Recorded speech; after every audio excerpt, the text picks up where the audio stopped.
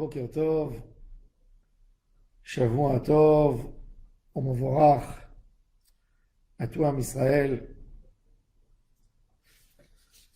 Bezrat Hashem, on parlera de Parashat Kitissa. Kitissa, il y a une mitzvah extraordinaire d'offrir une pièce qui est Machatit HaShekel, la moitié d'un shekel de l'époque. Un shekel de l'époque, rien que pour savoir, ça correspond à 20 grammes de matière d'argent pur. Donc Machatit HaShekel, c'est 10 grammes, ce qu'on a l'habitude de donner aujourd'hui. On fait Zerer les Machatit HaShekel, on le donne pendant le jeûne d'Esther. Il faut le donner pour une synagogue, pas pour la Tzedaka. De la même manière qu'on faisait au Beth Amikdash, Am Israël participait tous dans les sacrifices, dans les offrandes. Et le Machatit HaShekel, il avait quelques buts. Il y avait une fois pour compter le peuple d'Israël, une fois pour les korbanot et une fois pour les adanim du Mishkan. Dans le parasha, la Torah nous donne la parasha où on parle de la faute du veau d'or. On parle de cette mitzvah de Machatit HaShekel. Machatit HaShekel, ce n'est pas un appel à la générosité du peuple. Et pas chacun qui donne comme il veut. Chacun doit donner une somme précise qui est Machatit HaShekel.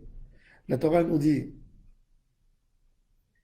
Arachir lo yarbe, le riche ne donnera pas beaucoup. Vehadal et le pauvre, lo yamit ne diminuera pas. Tout le monde doit donner une somme fixe. Tout homme de 20 ans et plus doit donner cette somme de Machatit HaShekel. Dans cette idée, il y a quelque chose de très profond qui rentre là-dedans. Mon rive et Rabbi, mon Rav, c'est-à-dire que Kadosh Livracha, Rabbi Sasson Mizrahi, me disait toujours, si on regarde tout ce qui a été créé dans le tabernacle, la table où il y avait le pain de proposition, l'encensoir, l'autel, la menorah, on trouve dans toutes leurs dimensions, des dimensions de Hama. Hama, c'était une sorte de mesure, mais Hama Vacheti, le moitié. Hama Vacheti, Hamatayim Vacheti. La moitié. La moitié nous montre que l'homme a toujours besoin d'un travail.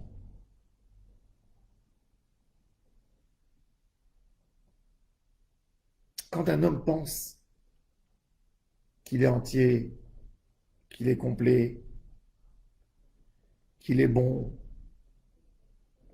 qu'il n'a rien à reprocher, ça c'est le malheur de l'homme. Am Israël a reçu un cadeau énorme en sortant d'Égypte. Ils sont passés très très vite d'une situation du peuple le plus soumis du monde, un peuple d'esclaves, un peuple que leur vie n'est pas une vie. En quelques jours, le monde entier a reconnu qu'ils sont le peuple élu. C'est très très difficile de passer d'une extrême à une autre extrême. C'est comme on appelle aujourd'hui les nouveaux riches. Nouveaux riches, c'est un malheur d'être un nouveau riche. Un homme qui s'enrichit en une nuit. Et pour rigoler, je dis, il a acheté des bitcoins, il a oublié, et tout d'un coup un matin il se lève, on lui dit qu'il est milliardaire. Cet homme, il avait l'habitude de manger du pain avec du beurre. Tout d'un coup, il sait qu'il est milliardaire. Comment il vit, comment il change sa vie, comment il s'adapte à un autre modèle de vie, un train de vie très très difficile. Un homme n'est pas fait pour ce paradoxe d'aller d'un endroit à l'autre, mais très vite. Et c'est très dangereux. Et la faute de Bnei Israël, et c'est ce que Moshe Rabbeinu a reproché à Kadosh Baruch Hu, quelque part reproché, si on peut appeler ça un reproche, de dire à Hachem, tu nous as donné un cadeau,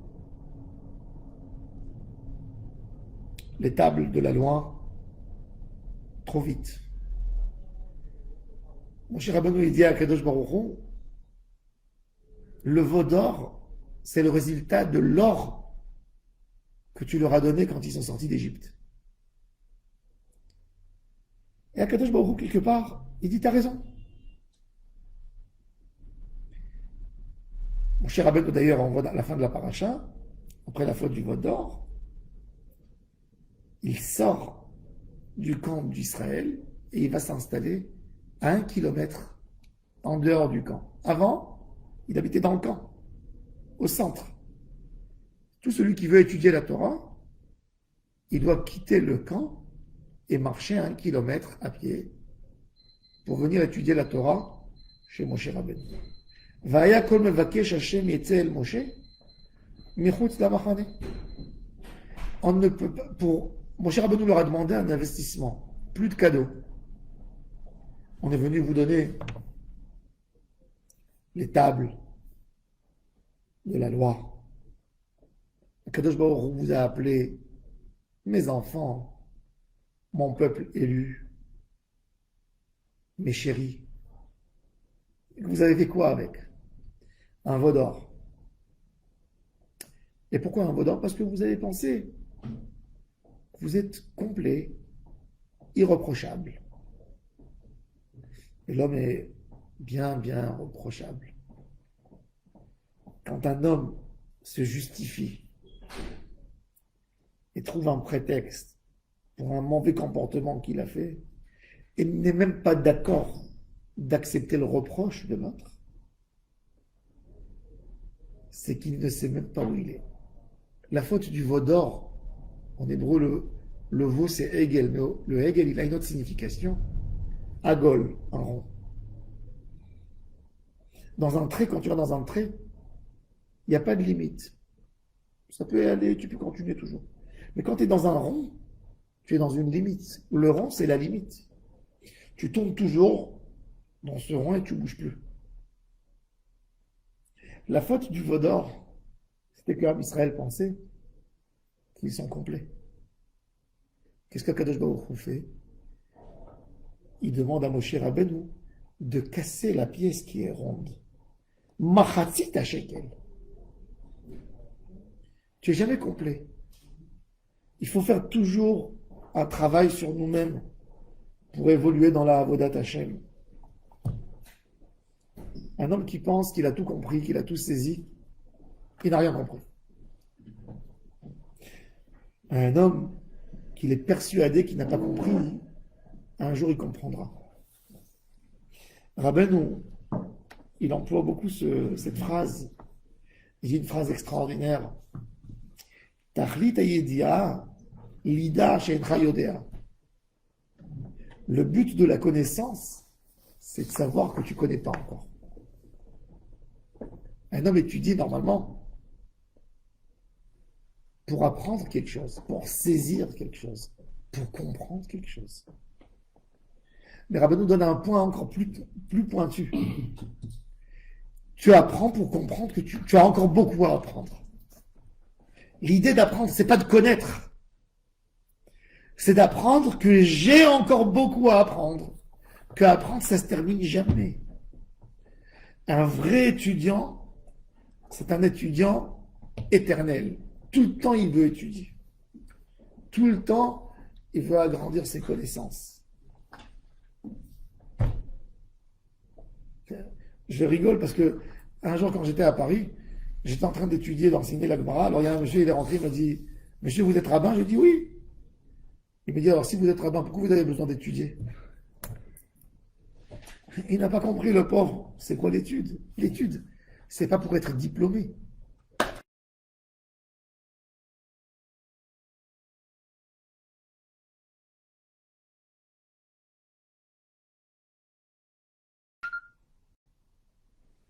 Et de résister et de prouver quelque chose, et tu n'as rien d'autre à prouver. Et le lendemain, Tu as fait des répétitions, tu as révisé, après ça y est. Ton but de savoir, il s'est limité. Même dans la Avodat Hashem, dans l'investissement avec Hashem Yitbarach, il n'y a pas de limite. Nous ne faisons pas des limites jusqu'à combien on peut être bon. Toujours on peut s'améliorer. Que ce soit entre l'homme et Akadosh Baruch Hu. Que ce soit entre l'homme et son entourage. Que ce soit entre l'homme et ses collègues. Que ce soit entre l'homme et sa famille. Toujours on peut évoluer. Toujours il y a de quoi évoluer. Et ça c'est Machatzit HaShekel. Akadosh Baruch Hu dit aux riches, tu vois que quoi? Que si tu vas donner 100, alors tu as tout donné, tu as toujours à donner. Donc restant à la base que toujours on se considère que à la moitié. On n'a jamais tout. Et ça c'est une leçon extraordinaire. De savoir que tout le temps, on évolue. Chaque jour qu'on est dans ce monde, c'est qu'on a évolué. Si on était complet, Akadosh Baruch Hu ne nous laisserait pas ici. Un homme complet, il n'a plus rien à faire ici dans ce monde. Akadosh Baruch Hu le prend. S'il a fini son travail. Des gens, tu te dis, moi je n'ai rien à me reprocher. Moi je suis Tzadik Gamour. Baba, si tu étais Tzadik Gamour, tu resterais pas là. Si Akadosh Baruch Hu t'a laissé ici, c'est que tu as quelque chose à faire. Tu as un travail, une avodat Hashem.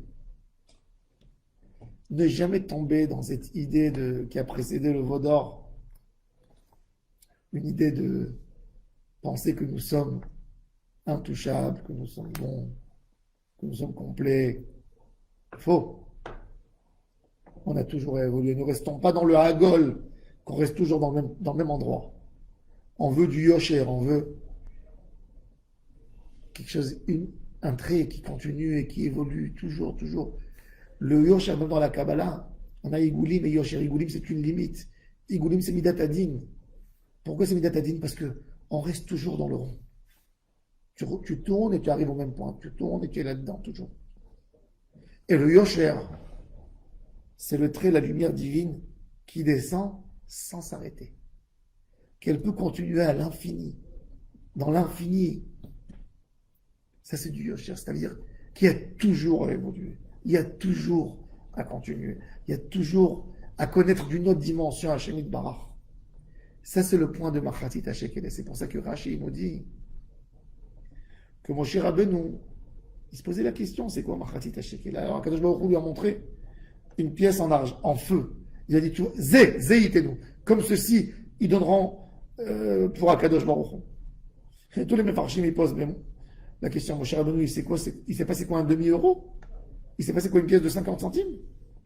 Si un shekel c'est comparé à un euro, il y a 50 centimes, c'est un demi-euro. C'est quoi Machatzit HaShekel? C'est une pièce en feu. Le feu, il est petit, mais il arrive à allumer. Avec une petite flamme, tu peux allumer 1 million de bougies. Quand tu penses que tu es petit, tu grandis, mais quand quelqu'un il pense que c'est un grand feu, qu'est-ce qu'on fait? On l'éteint, pour qu'il ne fasse pas du mal. Quand quelqu'un il pense qu'il est grand, il s'éteint. Mais quand quelqu'un il pense qu'il est petit et qu'il a toujours évolué, c'est là qu'il grandit vraiment. Comme il dit le Zohar Kadosh, Man de Iou Zahir, Iou Rav. La plus petite lettre des 22 lettres qu'on a dans la Torah Akdosha, c'est la lettre Yud. Et c'est la lettre la plus importante de toutes les lettres. Parce que c'est le secret du Tzimtzum qui commence, même pas avec le Yud, avec la petite pointe qu'il y a sur le Yud en haut, c'est de là-bas tout le secret du Tzimtzum que Kadosh Baruch Hu a éclairé le monde. Dans le petit. Commençant petit, on se considère toujours petit. Et ça, c'est avec ça qu'on va grandir vraiment et qu'on va se rapprocher à Hashem Yitbarach. Ça, c'est un peu le secret de Machatzit HaShekel. Je vous souhaite à tous et à toutes une excellente journée, une bonne semaine. Et pour mes amis de Yerushalayim, alors même un bon michté de Purim, et que Dieu vous garde et vous protège à vous tous. Amen. Keni Ratzon.